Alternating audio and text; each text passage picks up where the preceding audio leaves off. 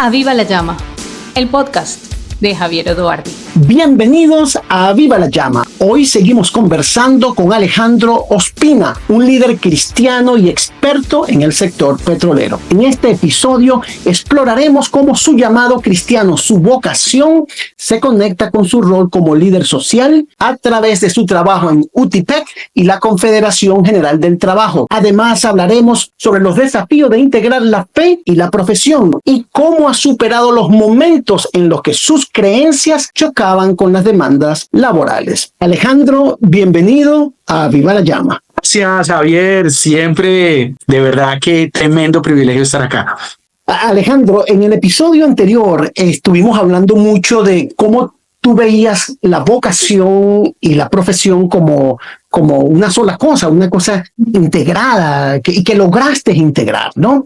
La pregunta que se nos viene a muchas personas, ¿verdad? Que en algunos casos vemos que la vocación y la profesión quizás es algo que no se combina o no sabemos cómo hacerlo. ¿Qué desafíos has encontrado a la hora de integrar tu fe con tu carrera profesional? Así que en términos generales, Javier, yo tengo que confesar una cosa. Siempre que me han preguntado cuál es el gran desafío que he tenido para poder avanzar y lograr lo que Dios me ha permitido hacer, ha sido yo mismo. Ha sido mi visión humana corta, miope, que es la que le indica a uno eso, ¿no? O sea, uno empieza como a construir una pirámide. Una pirámide en la que, digamos, en la cúspide están esos oficios pastorales que están como integrados perfectamente con la vocación. Luego quizá haya otro tipo de trabajos, por ejemplo, cuando uno trabaja en una ONG o en una fundación o en algo caritativo, ¿no? Que se relaciona más con eso, tal. Y luego está en la base aquello mundano y terrenal, como así que producir petróleo y vender gas y eso ¿qué tiene que ver? Bueno, pues realmente yo creo que la gran revelación que yo pude tener fue que sí, que yo no estaba en la tierra para producir petróleo, para generar energía con la cual la humanidad se moviera y para hacer buenos negocios, para que mi empresa ganara dinero. No, realmente ese no era mi propósito. Más bien, conectándome con la palabra de Dios, hubo dos polos que me ayudaron. El primero está en Génesis capítulo 1. Cuando entiendo lo que llaman algunos el mandato cultural. Yo fui puesto en esta tierra a la imagen y semejanza de mi papá. Soy un hijo de Dios, del creador del universo. Y tengo un propósito aquí sobre la tierra y es gobernar la tierra, sojuzgarla. Es ser su representante en esta tierra, ser instrumento para que su reino se establezca aquí. Es que cuando uno escucha la oración modelo que Jesús entrega, Él dice: Padre nuestro que estás en los cielos, venga a nosotros tu reino. Cada día que nosotros recordamos la oración, estamos diciendo, es que yo quiero que Él venga a reinar aquí, que se haga su voluntad aquí en la tierra como en el cielo. No solo en la iglesia, no solo en mi casa, que se haga en todo, en la empresa, en el comercio, en la educación, en el Estado, en todos lados. Entonces ahí es cuando uno empieza a decir, entonces yo existo para algo más que esas labores. Y luego, cuando uno conecta eso con otra palabra clave, que es, por tanto, id y hacer discípulos a todas las naciones, enseñándoles que guarden todas las cosas que yo os he mandado y aquí yo estoy con vosotros todos los días hasta el fin del mundo. Uno podría pensar que esa tarea se agota cuando uno va y entrega un tratado o aplica el bosquejo de evangelismo explosivo o enseña las 4 llaves de la vida espiritual y ahí ya estoy haciendo la gran comisión. Pero cuando yo leo esto con cuidado, yo entiendo es que yo estoy llamado a discipular las naciones, a ir a enseñar las cosas que uno me manda a todos lados. Y que esa es una tarea para el resto de la historia, porque por eso él dice, estoy con ustedes hasta el fin del mundo. Entonces, cuando yo encuentro eso, ahí es cuando yo empiezo a decir, Señor, entonces tiene que tener sentido lo que yo hago, no solo para ganarme la vida los 6 días de la semana y venir el séptimo, ahora sí a servirte, sino que allá yo tengo que servirte. Entonces, ¿cómo se hace eso? Entonces, claro, aquí es cuando yo empiezo a entender que en la labor que él me ha dado, en la labor de ser un líder dentro de mi empresa, antes incluso de la crisis de la que hablé en el episodio anterior, yo empiezo a ver, yo tengo que ejercer esto de tal manera que las personas que vean mi trabajo vean a un hijo de Dios haciendo. Me inspiró mucho unas palabras de un predicador famoso que en alguna oportunidad enseñaba que visitó un hotel muy bonito en Europa, que era un monasterio, pero era un hotel de 5 estrellas, un lugar muy especial, decía él. Y entonces él habla con uno de los monjes que está ya sirviendo, trabajando en ese hotel. Le dice, oiga, ¿y cuál es el secreto para que ustedes tengan un hotel tan especial? Y este monje le contesta algo como, ¿saben? Nosotros hacemos de cuenta que cada huésped que llega aquí es Jesús. Y ya. Entonces imagínate tú esto. Yo hace unos días a un amigo que está por allá cerca tuyo, que es constructor, le decía, mira, ¿tú quieres hacer unas casas? Hazlas como si ahí fuera a vivir Jesús. Ah, ven, que tú eres un maestro. ¿Qué tal si enseñas como si esos niños fueran Jesús? Ah, que eres un médico. ¿Qué tal si atiendes a tus pacientes como si ellos fueran Jesús? Ah, que eres un ingeniero de petróleos cuyo propósito es desarrollar unos recursos que en efecto la humanidad necesita para moverse, para calentarse, para enfriarse. Hazlo de manera que con tu trabajo la gente perciba que es un hijo de Dios el que lo está haciendo.